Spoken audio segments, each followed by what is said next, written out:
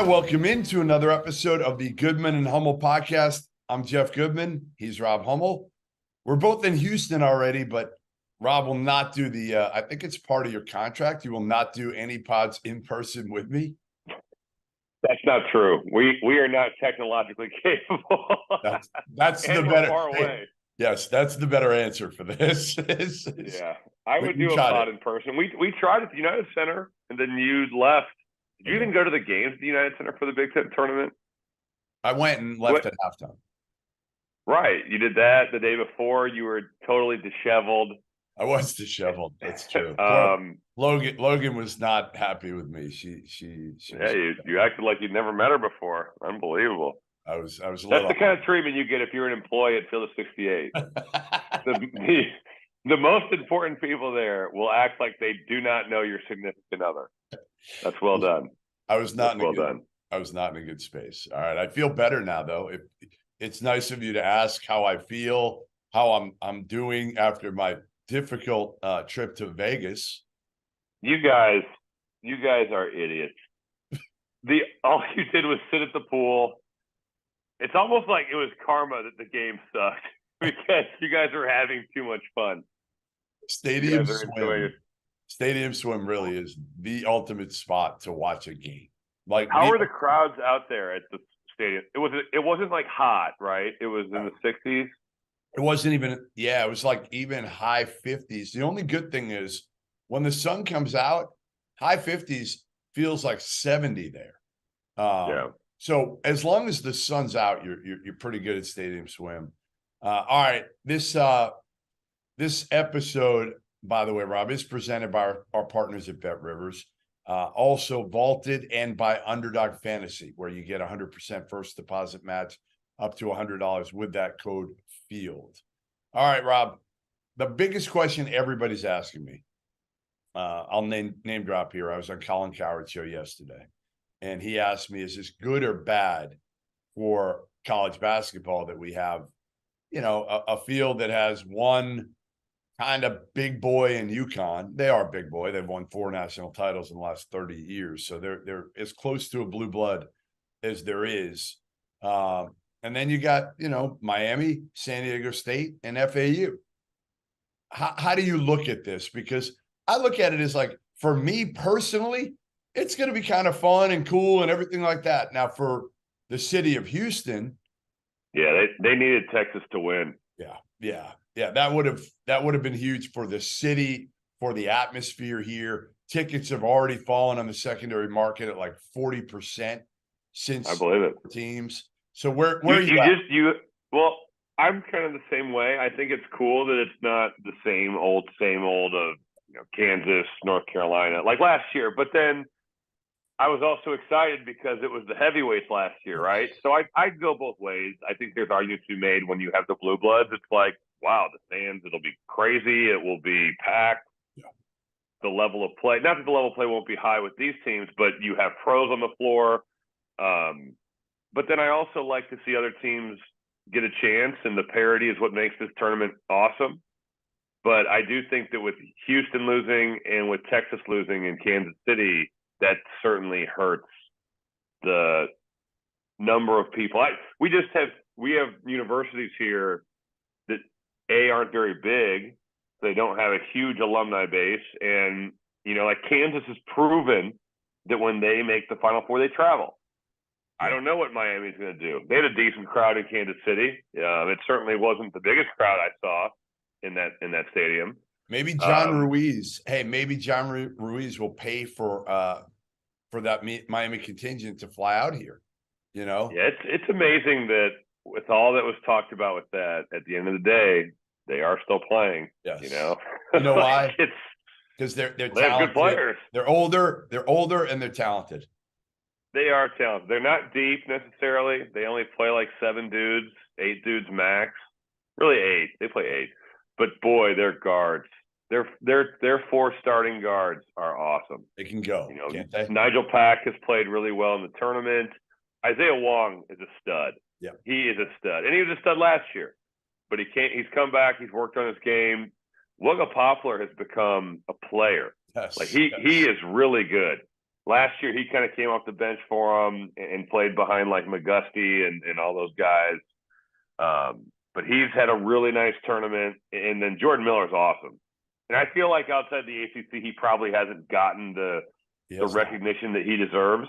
I think that ACC fans understand how good Jordan Miller is. I don't think nationally they have any idea, fans of college basketball. And like the general fan who follows on the service level definitely doesn't. And then Omer is just a rebounding machine. That dude, isn't he? He looks, you know what he looks like? You know what he reminds me of? Kyle Hines. Now Kyle Hines played overseas forever. Same body type, similar skill set. They move pretty similar. Omer might, because he kind of plays 5 out, he might get some looks to play here, but he could make a lot of money overseas.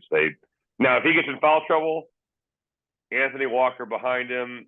Right. Boy, he played well in the first game in Kansas City. He did not play well in the second game. But they need Omer, especially with Klingon and Sanogo. Omer cannot get in foul trouble. Otherwise, it's going to be a rough deal for Miami. Hey, did you, being in Kansas City, the thing that sticks out to me about Miami and how they play, and I said it to Larinaga after I saw him in Albany for 2 games, and I said it to him afterwards. I said, man, like, I'm so impressed with how you connect with these kids as a 70-plus-year-old head coach. They love playing for him. They love playing for him. He's so loose, Rob. He's so loose. Like, I'm watching timeouts, and he's literally, like, joking around. He'd pull a player aside, whoever it was, and, they're long media timeouts. So, you can tell your team what they need in a minute or two, and then you've got time left. He's sitting there with his arm around, I think it was at that point, Jordan, and laughing, joking. Jordan's laughing, joking with him. Then you see him with, Nigel Pack, same thing. It's just, he keeps him loose. He keeps him really, really loose.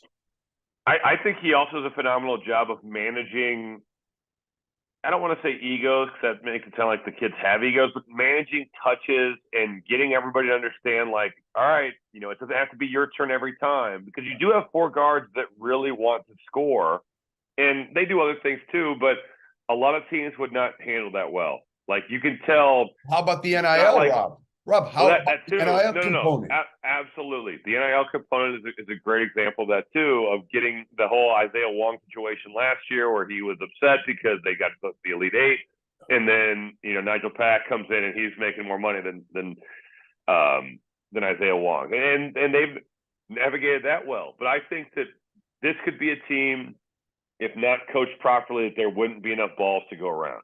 But I do think that when you watch them, it's not like every time Pack or Wong or Poplar or Miller comes off a ball screen or gets it to their side, they think, oh, I can't pass it because it won't come back to me. Like, they really play together. Yes. You can tell they enjoy playing together. I love watching their team play. They just compete. They're resilient. And they're fun. The Indiana game is a great example. Like, they're up. IU comes storming back, and they get totally punched in the mouth, and then they deliver a haymaker, and they just knock Indiana out. They're really tough. They don't go away. Can they beat UConn? I just saw UConn play again. I've seen them all 4 games here in the tournament. I mean, they're rolling. They're rolling. They're going to have to probably play as well as they've played in the tournament, and they are playing great. I mean, the shot making in that Texas game for a lot of it was high-level stuff. It really was. It was fun to watch. They can win. What's the key? They can, yeah. What's the key? Boy, I just think for Miami, it's probably hold your own on the inside with Sanogo and Klingon. Omer cannot get in foul trouble and then just live in the paint. Yeah. Live in the paint. And they got to make threes. They have to make the open shots. But I think that those looks start with their guards driving it and getting paint touches and scoring at the rim. And then all of a sudden the help starts committing, and now you're spraying it to your shooter. And they got to make sure Hawkins doesn't get going for UConn. He's the guy they can't let go. Like, if Hawkins can have an off game, a 2 for 13 type game, and you're giving Sanogo his 25, and maybe those other shooters aren't making them, the Carabans, the Calcaterras, the Newtons. I mean, it's going to take a lot. It's going to take Miami playing their A game And UConn, agreed. But they're capable of doing that. Yes. They are. I'm not saying they're going to win, because I think UConn is a monster. I really do. I mean, they have the look of a national champion, but Miami can beat them. If they play their best, they can beat Connecticut. Hey, as shown by FAU being here, anything can happen. Anything could happen. And San Diego State being here. Again, getting back to my view of this 4-team field, I don't care as much about like the atmosphere, all that. I care that the casual fan tunes in. I do. I think it's important for the game. For the health of the game. Yeah. And that's what worries me a little bit. And it worries me. It was going to worry me anyway, because once you lose Coach K, once you lost Roy Williams, you lost Jay Wright, that's ultimately what a lot of these fans are tuning in for, right? It is last year. To watch the coaches? Well, last year there was kind of a pretty big storyline, Rob. Well, okay, yeah, I got you. You know what I mean? So, like, you need storylines. You have FAU. I don't know how many people really care maybe. I mean, again, I think that people, and this is not disrespectful to FAU, I think people really connected with that Kansas State team. You know, the videos of the locker room before, and like Hang would have been a story. Oh, he's this Baylor assistant and Keontae Johnson. Keontae Johnson is a story. Marquise Noel is a story. Totally. Right. Yeah. Yeah. And Dusty May's a good story. I mean, he's a manager in Indiana. He's under Bobby Knight, and he's worked his way up to now be the head coach of Florida Atlantic. That's a good story. Yeah. But I do feel like nationally, Kansas State's story resonated more with casual viewers of the game. Yeah, no, I would agree with you. And again, like you said, if you have a Texas instead of a Miami and an Alabama, you could have one. You could have one. And we don't have a villain per se. I mean, Danny Hurley can be a villain, but I don't think people can he? I mean, he yells at the refs a lot, but he's not really a villain. No. Off the court, actually, he's as entertaining as almost any coach in the country. You guys are not friends anymore, though. So no, we're good now. We made up. We made up. You shouldn't be good. You were just taking pot shots at him on this podcast. But I told them, I've known him for 25 years. Okay. And I literally told them, and I do mean this sincerely, I think he needed somebody to come out and say something.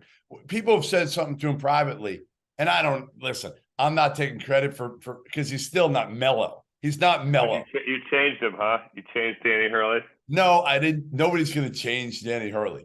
But what somebody can do is when you come out publicly and you say something like I did, which was, he needs to change.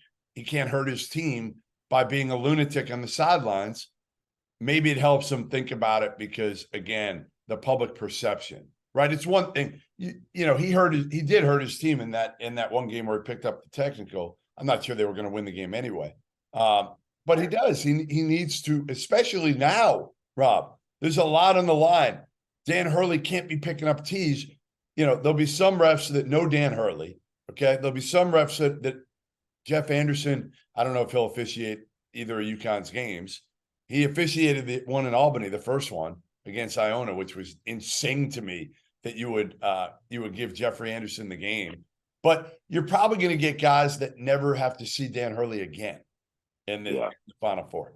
So they could easily have a quick trigger and be like, you know what? I don't know. The names in the final. I saw the list came out of the officials reffing it, and it's pretty much the who's who, from a name perspective. So I think he will see some of these guys. What did you think about some of the calls that we had that swung games? The Creighton foul. Yeah, all these it was a foul, saying, Rob. It was a foul. I agree. So you got to call it. Like he had his hand on his hip. I don't know how much it affected. And I think he's dislodging him. I think that it's not like he's just touching him. There's some force behind it, but there is the argument of like you can't call it there.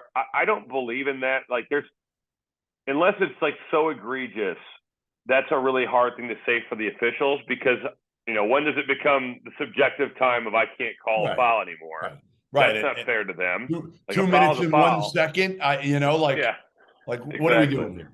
I mean, they do use their Agreed. common sense with it. They do. I mean, I've talked to the officials Yeah, about but some of that's been taken away from them. It used to be, and I'll call it like the officials' justice, Yeah. where me and you are going for a loose ball end of the game, and I've got like 4 fouls, and let's say I foul you, and it goes out of bounds. They might just say, "All right, it's Goodman's ball. Yep. No foul, so I stay in the game, but the possession stays the same." Yep. Well, now if it's under 2 minutes, they go and review that. And we've had that in the NCAA tournament here where they say, "Oh, wow, yeah, he just took his arm off, but Jeff was the last person to touch it." They can't do that anymore. They have to call it a foul. I don't know. I just think that that's a really tough spot. I also thought it's been talked about a decent amount. The blockout foul on Brock Cunningham of O'Meara was a real game-changing play. They initially ruled it was O'Meara's 5th foul, and they were going to go the other way. And then they changed the call and said, no, it's going to be a foul on Brock Cunningham. O'Meara stays in the game, and he shoots 2 free throws, which he made both. So I didn't love that call. I got to say. Here's my thing. And I have no idea what the rule book says for this. If I'm blocking you out, and I initially blocked you out, and then you jump, that is, I know over the back, I think I read is not a call in college, but if I'm getting blocked out, why don't I just jump? Right. And then I'll get undercut, and then it's a foul on you. Yeah. Whereas if he's already left his feet and Brock Cunningham slides in, then I think that is a foul on Brock Cunningham. But if he's already boxing out and he's doing what Brock had him, he had him blocked out. I agree. Yes, he's boxing out and he's trying to root him out, which is what you should do. Yeah. And O'Meara just is so athletic that even though he's got contact going back, he just jumps up, but they call it a foul for undercutting him. Well, he was blocking him out first. So I don't know what the rule is, and I don't know how it reads, but that's what the rule should be. Yeah. If he's blocking out already and you jump up, it's an over the back. And if it's the other way where he's left his feet and he comes in, all right, he undercut him, foul on Brock Cunningham. But that was a big call that swung the game at the end. Yeah, no doubt. Listen, again, people complain about refs all the time. Like, if a team loses, if you look on Twitter, it is literally all the refs' fault, no matter what. It's a bloodbath. No one ever loses the game anymore. It's always the refs' fault. You know, how many times you see, ref show, or it's the refs are jobbing us or whatever. I'm with it. If it's a game at Kansas or a game at Duke, I'm with it that they're gonna get calls. Otherwise, I feel like if for the most part, especially these days, there's no Coach K, there's no Roy, I think it balances itself out, the calls. Now, yes, there might have been one at the end that was more significant, that we're putting more attention to, but over the course of a game, Rob, I will say this. It generally balances itself out. Again, unless you have a coach that either has a ton of juice, a Hall of Famer might get a few more calls, or a coach who's a lunatic might get a few less calls. That's it. To me, again. Yeah, I mean, think about it, though, the whole mindset of berating the refs all game and then expecting that same official, who is also a human, if it's a 50-50 call, where do you think it's going to go? Right. And I'm not saying that they're mindfully doing that, but I do think that's a part of this. When you just constantly yell at these guys and berate them and do crazy stuff, what do you think is going to happen on a call where it's, all right, they could go either way. Who am I going with? Hey, Rob, on Monday night, think about this. Either Brian Dutcher or Dusty May is going to coach for a national title. Isn't that crazy? I've been around both I think that is a cool part of this Final Four, though, that you're going to have a national champion that's going to be a first-time national championship coach. Larenega's been there. Who'd they lose to in the Final Four at George Mason? They beat UConn, and then they lost. They got blown out by, What year was that, 05? 06? It was 06. I'm looking at who they lost to. You caught me early in the morning here. You made me do this. They lost to Florida. Oh, that's right. I remember that. They got hit pretty hard by him. 73-58. No, it was never a game. There was no shame in losing to the Corey Brewer, Joakim Noah led, Al Horford led Florida Gators. Very true. A Torian Green and Lee Humphrey led. Don't forget about those guys. Yeah. You guys ever get tired of trying to prove that you won an argument, that your takes weren't hot, they were right? Well, I have an answer to all of your problems. Vaulted is a new sports prediction app that turns your opinions into facts. You can store all of your predictions and hot takes in your vault now and forever. Challenge your friends, keep track of the results, and prove that you are, in fact, the smartest. Vaulted will also be releasing more than 50 pools during the NBA playoffs. So download the app at the link below for your 3-month trial. Store your predictions now and keep them forever. Can either of those teams win a national title, do you think? Like, is there a scenario that you see in which FAU or San Diego State wins this whole thing? Or are you saying to yourself the winner of that UConn Miami game is going? I mean, I think it's the winner of UConn Miami, but I think San Diego State would have a better chance to win than Florida Atlantic. You know, Florida Atlantic is so small outside of Golden. Golden's huge. But then outside of them, what you got? Rosado is 6'8". I guess he's 250. He's got some bulk there. You know, Nate Mensah would be an interesting matchup with Sanogo and Klingon, just because he's such a athletic big that block shots, 2-time defensive player of the year. I like the San Diego State team because they are the same exact team as last year. And I saw those guys down in Fort Worth lose to Creighton. They added one score at least. They added the kid Trammell who could score.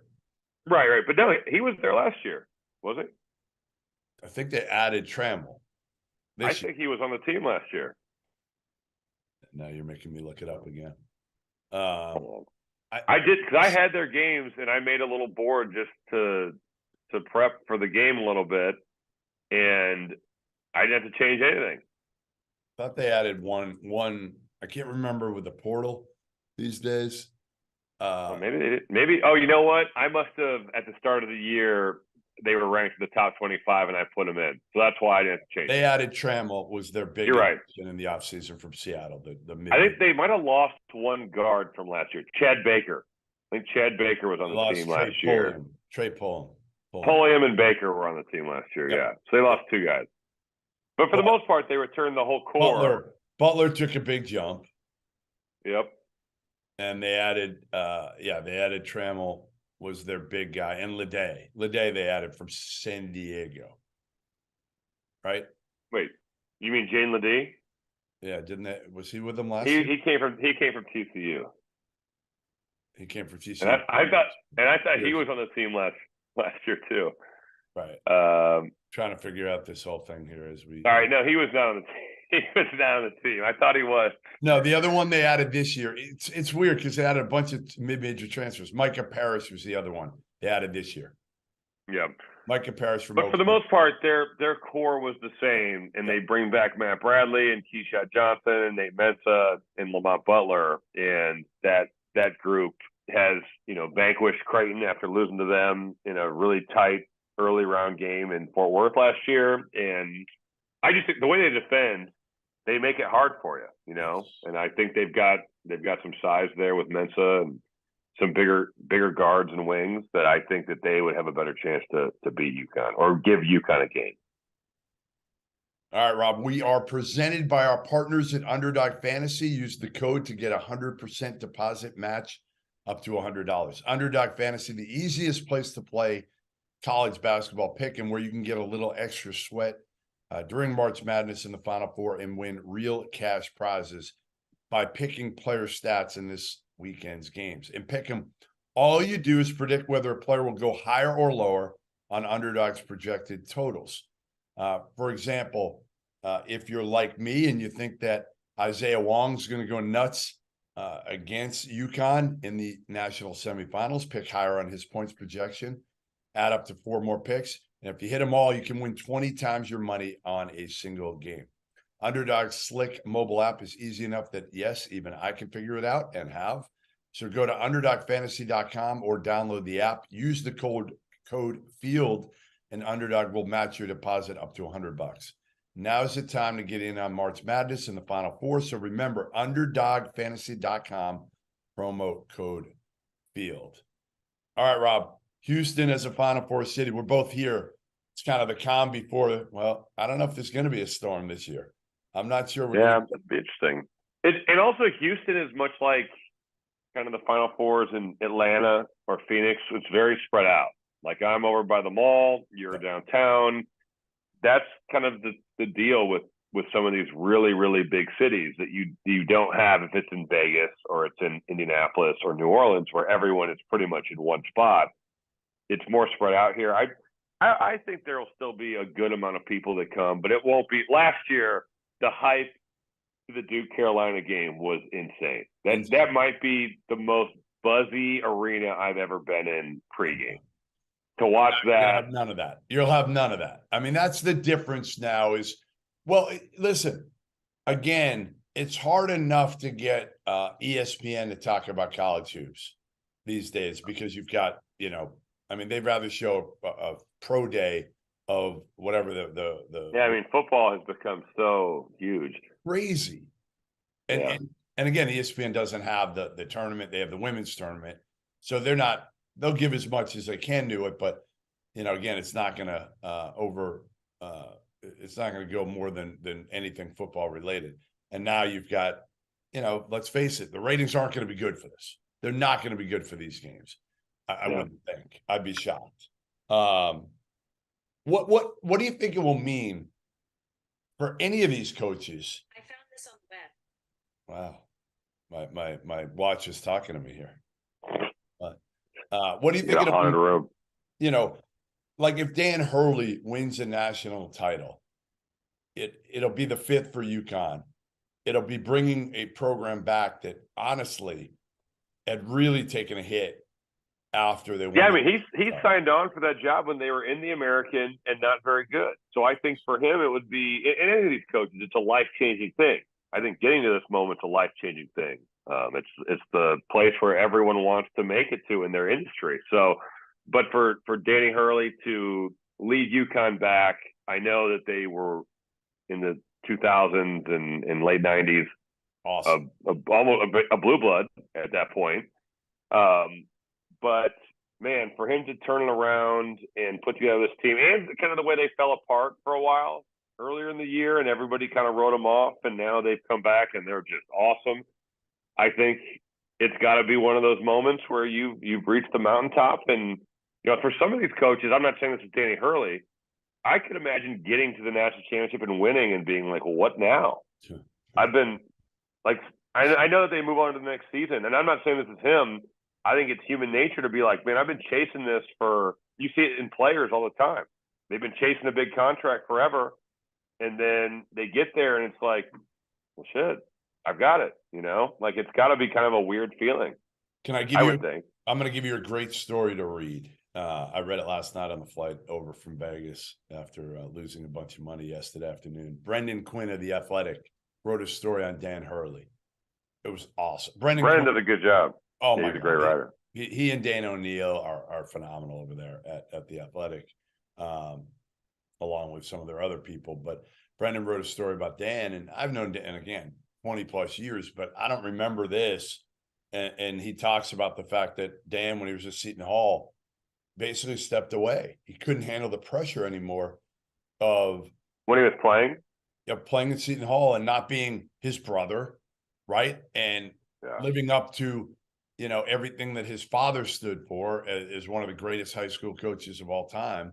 And just, again, almost mental health before it became out there like it has over the last few years, that he called 3 beat writers.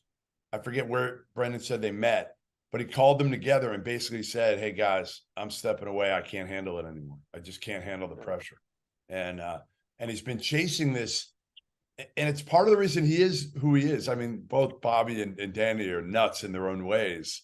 I love them to death because of everything. They're real, right? They're real. That's the part. They show their emotions. They wear it on their sleeve. And Danny, especially if you think about it, right? Like he was never going to be Bobby Hurley as a player, right? Never. But who is? There's very few that are, right? And then he goes into coaching, and he's never going to be Bob Hurley Sr. in a way, who's a Hall of Fame coach, right?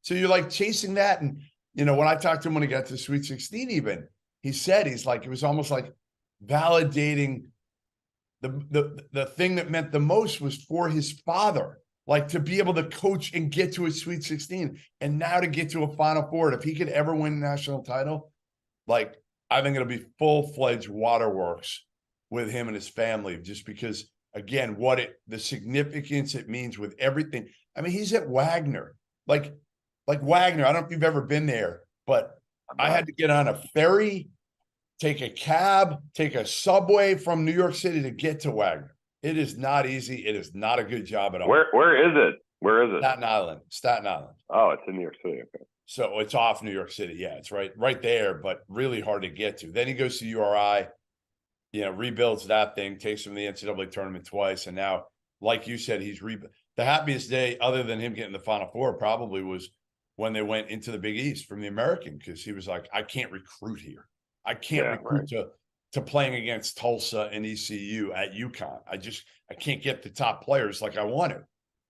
What about the resurgence of the Big East though here over the last 2 weeks? Wow. I mean, wow. It's been a big 2 weeks for the Big East Conference.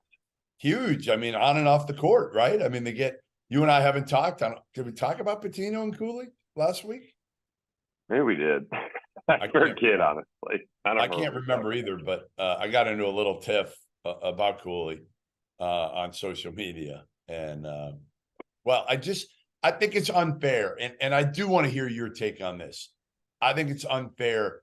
I understand Providence fans. Of course you're pissed off. Your coach just left within the league. When you feel like he's one of you, right? Like he's a Providence guy. So when he then leaves to go somewhere else, they're going to be pissed. Yeah, he didn't leave. He left for what a lot of people consider as a lateral job. I personally. Do you think he handled it well, though? Like, did he handle it with the grace that you should leave a place like that that's given you so much? Probably not as well. I don't think probably is in that answer, dude. The only thing I'd say, all right, so my wife pushed back on this, is he did like a TV interview the day before he left. And he was pretty transparent. Like, I'm looking at another job. Yeah, basically, I think he admitted it's Georgetown, and I'm trying to figure everything out. I love Providence. Obviously, this was a dream job for me. Like, so he was transparent in some ways. And he got crucified for doing it. And while I agree in some ways, because it's so unique that he did this, isn't that what we want? Don't we want transparency? No, agreed. But I was thinking, I wasn't talking about that. I was thinking more of at the press conference. What did he say about being Providence? Yeah. I mean, that's like taking the knife and sticking it in even deeper. Yeah. They don't want to hear that. Like that's, to me, that they don't care. That's not. Yeah, but he's from there, so I understand. But hey, did you see McDermott? Did you see Greg McDermott's video after the game? I did. Yes, I watched it. It's like heartbreaking.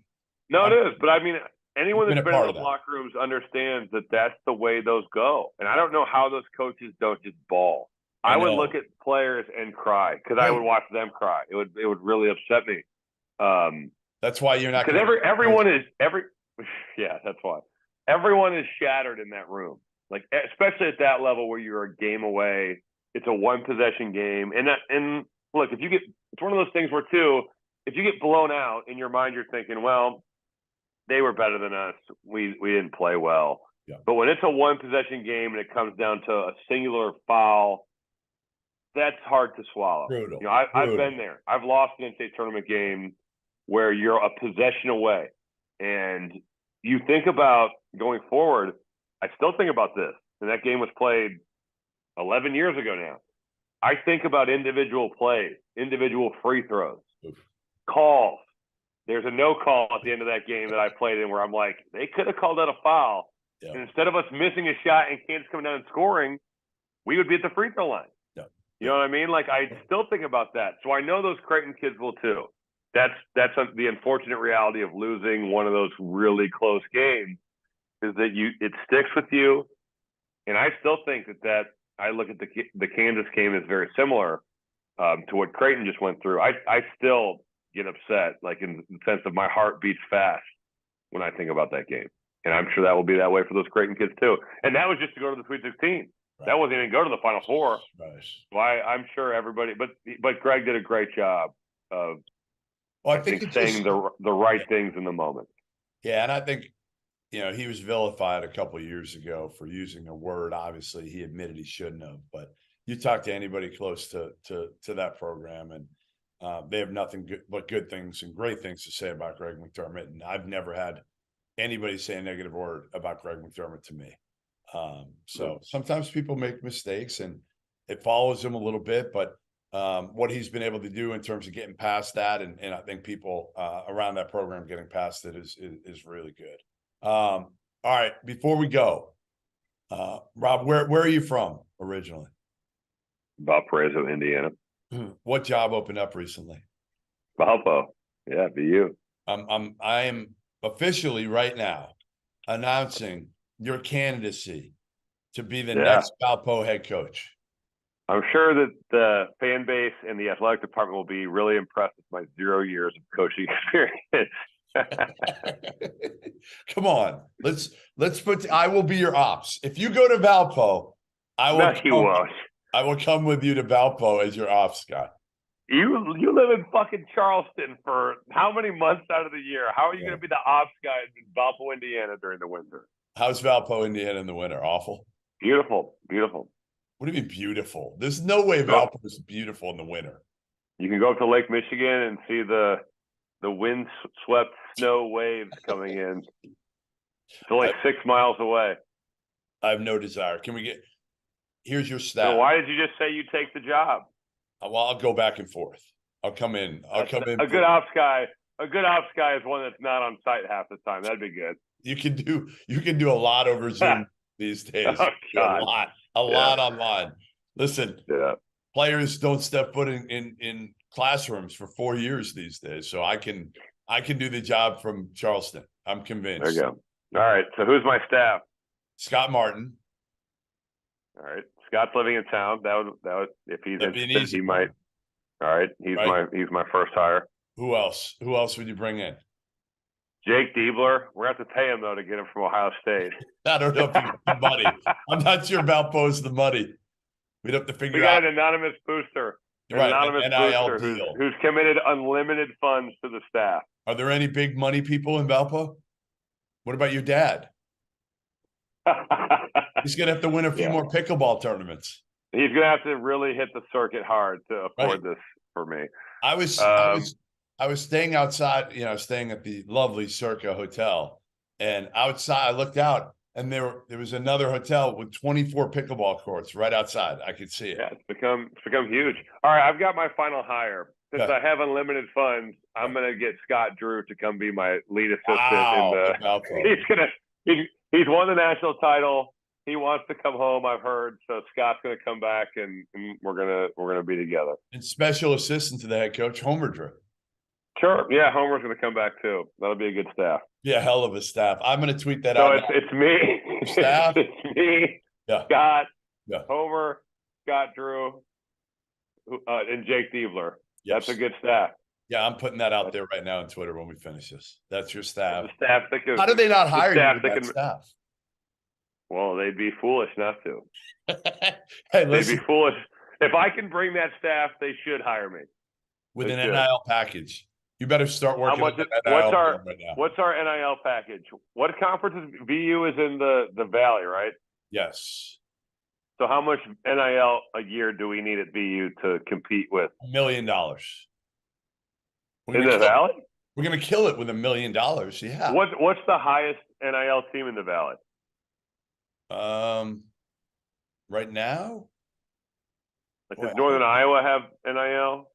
I don't know what those schools have right now. I bet you a couple. I mean, who is the best team in the Valley right now? Well, Drake was the best team. Oh, Drake was definitely the best. But it may not. It's not the best job in the Valley. Bradley. Yeah, Does Bradley have some NIL? They probably do. Yeah. I mean, my guess is they got enough to keep their current players, right? What's the big restaurant in Valpo? Can we get a deal for me for a good? I mean, we got Wagner's Ribs, which is in Porter. Wagner's is elite ribs. Really? Yeah, it is actually. Kelsey's Steakhouse would probably be considered one of them. There's a lot of new ones downtown. Valpo is very vibrant in the downtown area now. Next, how far is Valpo from Bloomington? Like 3 hours long. All right, I might have to get to Valpo at some point. I got to see where you grew up at some point. You know, I think that we've got a better ops option than you. I don't know if you're a lock for the job. What? What is I this? think there might. You're media. You don't know how to book hotels and plane flights and bus rides. I book all my own stuff.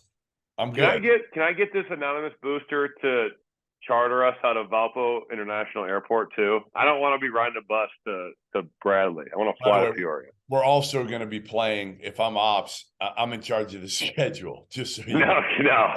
No, you're not. I would schedule like I used to schedule an NCAA Final Four 2002 with Valpo. I would literally play only blue blood programs. You'd never win a game. You would never get. No, we would. It'd be a learning experience early on, but we would eventually. You know what I would do? The best. I would play extra buy games and utilize that money for NIL. Yeah, I mean, is that legal? Sure. Why wouldn't it be? Then I didn't know. That's true. It may not be legal. It may not be There's legal. no rule. So yeah, we'll find a way. We will. That will be my mantra as the ops guy. We'll find a way. Dude, I used to love playing that video game with VU, and I would just load the schedule up. Like, literally, first game of the year, number 1 Maryland. Second game of the year, number 3 Duke. Third game of the year, number 4 UCLA. We would just roll through these schedules. And if I was losing, I would just quit and restart the game, like a true seasoned veteran little kid video game player. When are you coming downtown Houston? I probably won't. I'm just kidding. I don't know. No, I will. I don't think today. Probably tomorrow I'll be there for I think the event, the 3-on-3 thing is downtown. So it is. All right, let me know. Yeah. I'll stop by tomorrow and see you. Okay. I think it's different than last year. It's not the same, but right. And we're gonna see each other Thursday night. Oh yeah. Are you do we spill the beans or do we let it be a surprise? Yeah, no, we can spill the beans now. Go ahead. They have brought in someone who had at least 20 dunks in his time at Purdue. At least 20 dunks. Oh, no. And at least 6 dunks in 2 years of NBA play. They brought me in to be a judge for the dunk contest. And somehow they brought you too. I had at least one dunk, at minimum one dunk in my front yard. How can you judge this? You can't. If you've never dunked in a game or done it or been in a dunk contest yourself, you should not qualify to judge. So I'm upset that they brought you in. Who are the other judges?